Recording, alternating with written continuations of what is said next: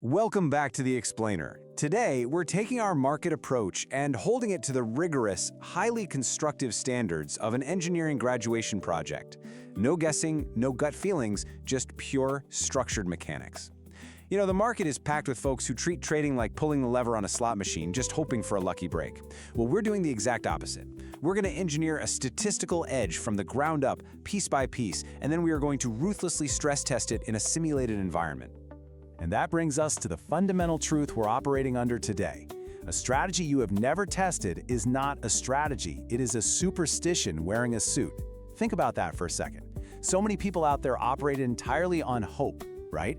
They react blindly to a moving average crossing or a random trend line, but they never actually take the time to mathematically prove their concepts. Today, we completely dismantle that gambling mindset.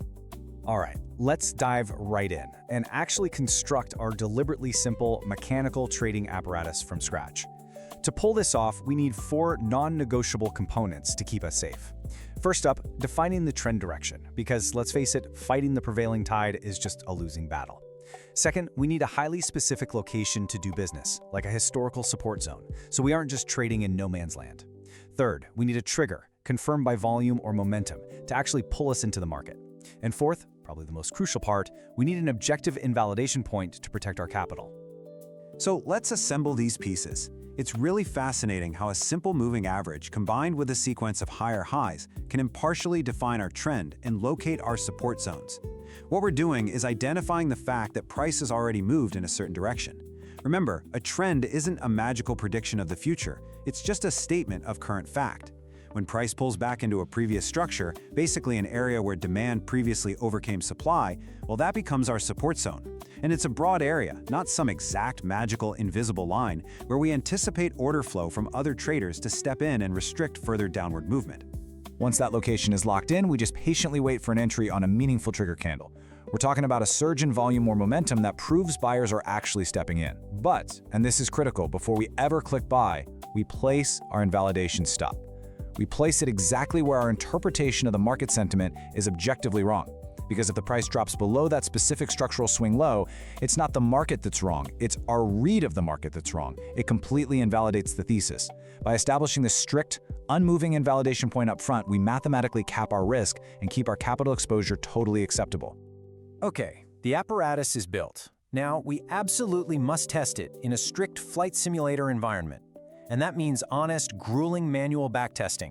You're scrolling historical data one single bar at a time, completely hiding future price action from yourself. You are literally forced to react to probabilities in real time rather than predicting the market based on an outcome your brain already knows. There is zero cherry picking allowed here. You can't just pick the setups you know worked out. You record every single signal, good or bad, and you respect the need for a massive sample size. Let's actually put this into practice right now. We're going to run a live 10-trade simulation so you can see how executing an edge actually feels in the trenches. Right out of the gate, Trade 1 presents itself. It meets every single one of our criteria perfectly. We execute the plan, and almost instantly the market reverses on us. We record an immediate loss. Well, welcome to trading. We are instantly introduced to the brutal friction of uncertainty, right when we felt the absolute most confident. So we scroll forward, hiding the future. The next valid setup pops up. We take it, trade 2, and another loss hits our stop. 2 trades, 2 losses. This right here forces you to feel that emotional turbulence, that creeping doubt a trader experiences during a drawdown.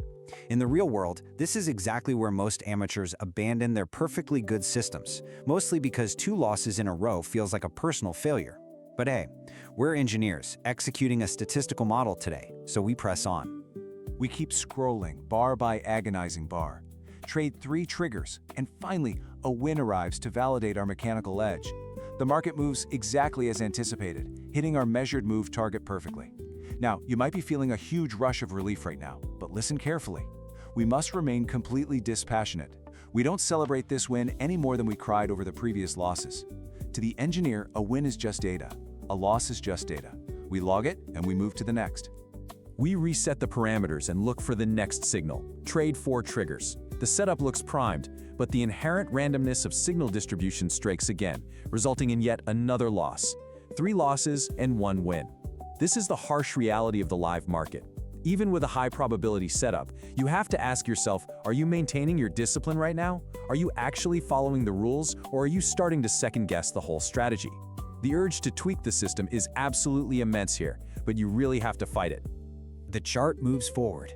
Trade 5 sets up perfectly at our predetermined support zone, flashing a beautiful bullish volume trigger. Despite the recent string of losses, we execute, and it results in a calculated win. We followed our structural rules without a single second of hesitation, trusting the math way over our fear of another drawdown. Honestly, that lack of hesitation is the true hallmark of a professional. When the setup is there, the trade goes on. No debates, no overthinking. Right after that, Trade 6 presents itself. Boom, another win. A clustered win arrives almost out of nowhere, and this demonstrates the exact critical reason why we never cherry-pick our setups or skip trades just because we're feeling scared. If we had skipped Trade 6 because we were a little bruised by those earlier losses, we would have completely missed the very trades that generate our statistical edge. You literally have to be in it to win it. Next, Trade 7 triggers. Now this setup looks absolutely flawless. It's a textbook confluence of trend, momentum, and volume.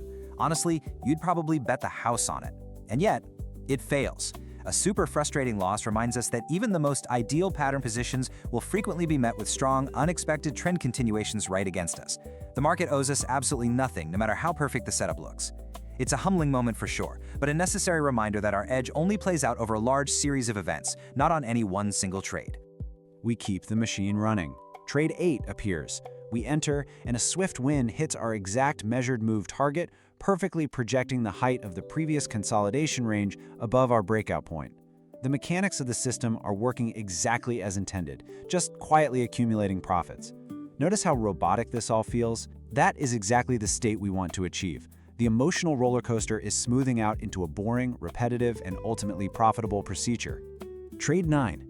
Another textbook win is logged in the simulation. Now think about the overall equity curve of our test. Notice what's happening. The math of our strategy is finally starting to overtake the frustrating random sequence of those individual outcomes. The noise is fading and the edge is really revealing itself. This is exactly why sample size is the holy grail. What felt like an absolute disaster back at Trade 2 now just looks like a minor blip on an upward trajectory. We're just letting probability do all the heavy lifting. And finally, Trade 10. We finished this mini simulation on a loss. Let's take a step back and look at the whole picture. This 10-trade sequence perfectly proves that the specific order of individual trade outcomes is entirely out of our control. We had painful losing streaks, we had sudden winning clusters, and they all arrived in a totally random order. You absolutely cannot predict the next trade, you can only manage the system. So, what's the real crucial takeaway from that whole simulation? It's that your win rate on its own is a completely meaningless vanity metric unless you calculate your true expectancy. Let's break down the formula. Expectancy is your win rate multiplied by your average winning amount, minus your loss rate multiplied by your average losing amount. This simple math calculates your expected value per trade over time. Listen, if this final number is negative, no amount of discipline or screen time is going to save you. You are mathematically paying the market for the privilege of participating. Let's see how this builds into real-world profitability with two very different profiles. Consider Trader A. They boast a massive 70% win rate. They probably feel like an absolute genius most of the time. But because their average loss is huge compared to their tiny average win, they have a deeply negative expectancy. At the end of the month, they actually lost $2,500. Now, look at Trader B. They only win 35% of the time. Most folks would hate being wrong that often. But because their system ensures their average win is heavily skewed to be much larger than their tightly controlled average loss, they are highly profitable, netting $4,000. Expectancy is literally everything. But here's where our whole engineering project can turn into a total disaster. I really have to warn you hard against the trap of curve-fitting your data to create a perfect historical illusion. Curve fitting is basically when you secretly tweak your strategy's rules, adding weird exceptions, filtering out specific days of the week, or layering on hyper-specific indicators, just so your past backtesting results look flawless and print money. It's a huge psychological trap. If your model requires conditions to be historically perfect, it will fail miserably when exposed to the messy, unpredictable live markets of the future. Keep the apparatus deliberately simple. We've successfully built the framework, and we've rigorously tested the mechanics in the simulator. But please remember this above all else. This process builds deep structural understanding, but what anyone ultimately trades with real money is entirely their own responsibility. A backtest proves the math is sound. It doesn't execute the trade when the live market pressure is on and your heart is beating out of your chest. You can now read charts critically. Subscribe, because the Psychology series will show you why most people still lose anyway.